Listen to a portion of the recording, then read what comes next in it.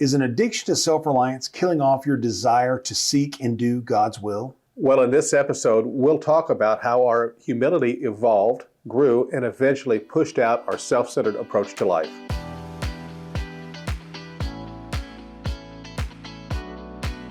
Well, it's July 13th, and it's time for another double shot from My Sober Truth. I love this one today. Yeah. It's almost like we're on a roll about humility. Yeah, you'd think we're talking about it a little bit. Just a little bit. You know, it's like, I know for some of us, it can feel like a broken record this month as we're going through the daily readings, but you know, it's something that we need pounded into our head over and over and over again. And today's title was officially Humility is a Gift.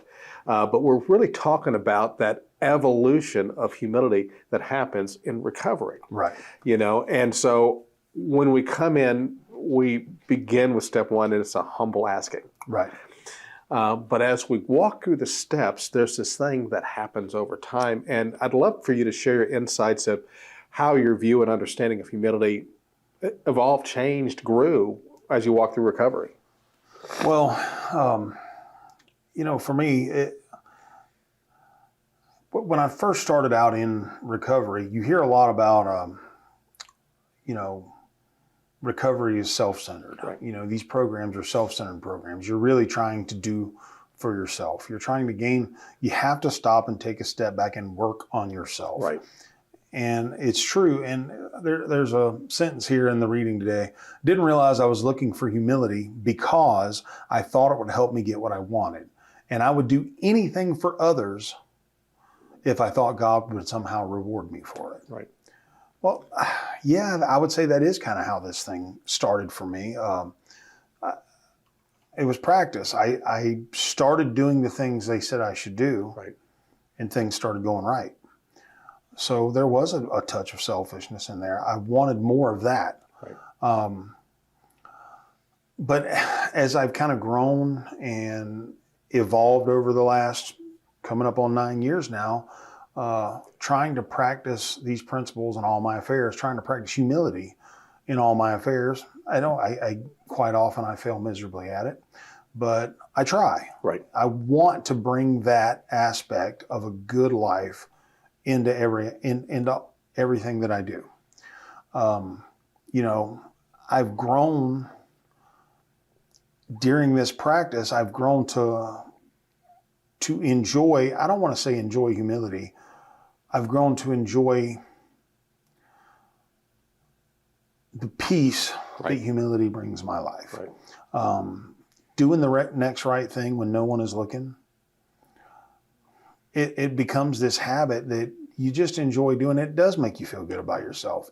But I would say as I've moved forward in my life and in this journey, that it's kind of less about how it makes me feel and more about it's what's going to be good for me in my life. And I just know that that's what's going to be good for me in my life. And I enjoy helping others because of, you know, once again, how it makes me feel. So it's kind of a multifaceted approach. You don't really realize it when you start, right, but it all kind of comes together that way. Right. It's like when you was talking about you didn't enjoy the humility. It's almost reminds me of exercise. You know, we don't. Right. I don't know. Some people like exercise, but for the most of us, we don't like exercise. But right, we like the results. Right. You like the benefits. The benefits of exercising regularly, and humility is one of those things. It's, you know, and the self-centered aspect of it.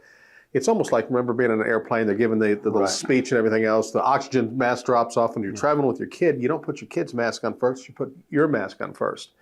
And because if you're not taking care of yourself, you can't take care of anybody else. Absolutely. It's a great analogy. Exactly. We talked about it earlier. And, you know, it's as an addict, I completely understand that analogy because it's like, you know, something happens and the masks come down.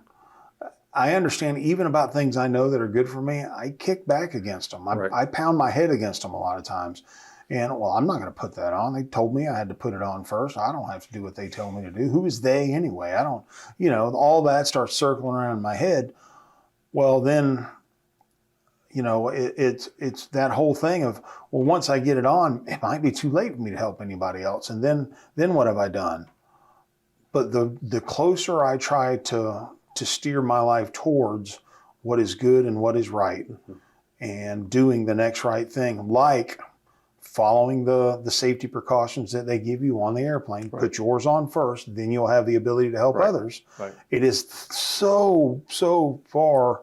It just goes right along with kind of what is taught in recovery. You have to start helping yourself. Right. You have no hope of helping anyone else when your life is a mess. Absolutely. So absolutely. And in that aspect, you can see from outside how some people see, well, this is a self-centered journey, and it's not. It's a self-care journey. Right. Because if we want to get better in life for everybody else's sake, right.